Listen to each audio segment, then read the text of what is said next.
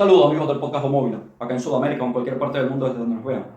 El día de hoy continuamos con nuestra serie sobre los reyes medievales croatas. Corresponde el turno a Stjepan I y su hijo Petar Krešimir IV.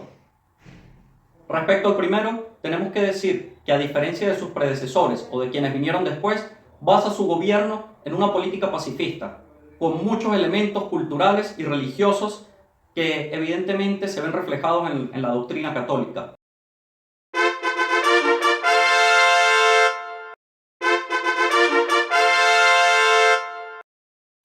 Crea la diócesis de Knin, esta ciudad que hemos mencionado en capítulos anteriores, que está enclavada en el Dinara, muy cerca de la actual frontera con Bosnia y Herzegovina. La hace dependiente de Split, de la arquidiócesis de la más importante de las ciudades dálmatas.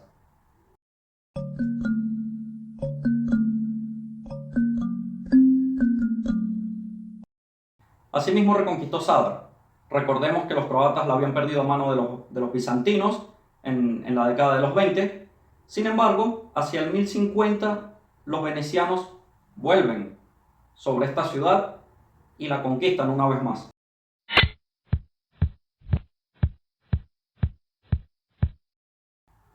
Una vez finalizado el gobierno de Stjepan I, en el 1058, asume su hijo Petar Krešimir IV, quien gobernará entre 1058 y 1074.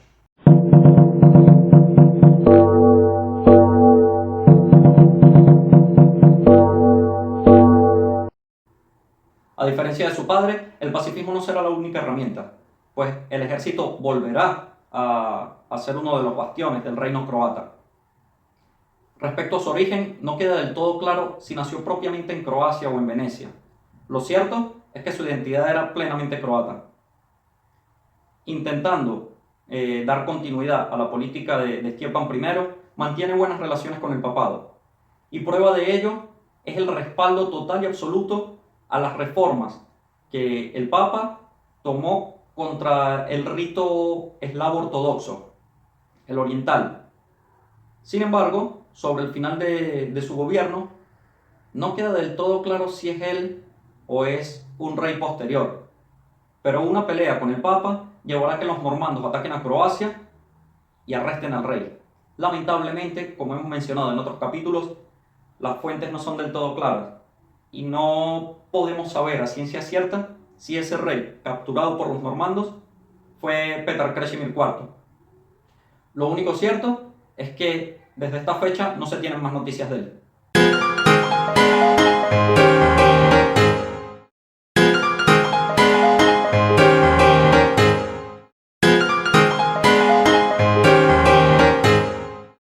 Ahora bien, ¿por qué es tan recordado? ¿Por qué está tan presente en la memoria de los croatas?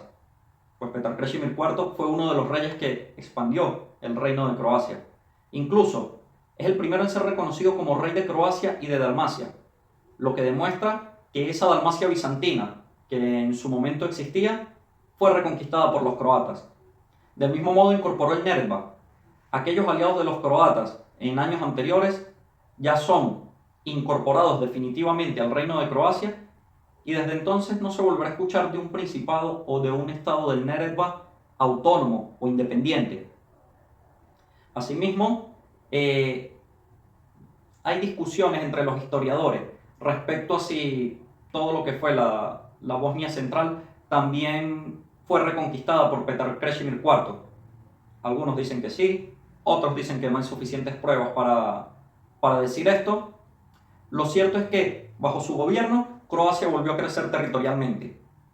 Bajo su gobierno se retomaron algunas hostilidades con los vecinos y, lamentablemente, esto marcará la decadencia definitiva de Croacia.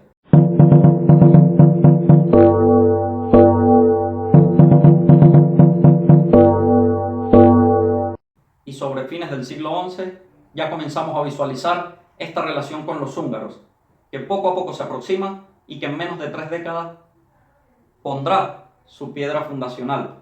Encontraremos el punto de partida de esa relación que durante más de un milenio se sostuvo con los vecinos del norte.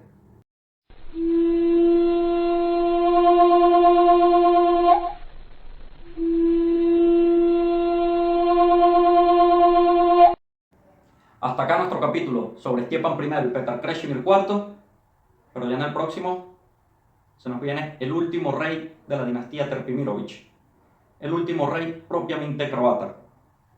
Vidimo se.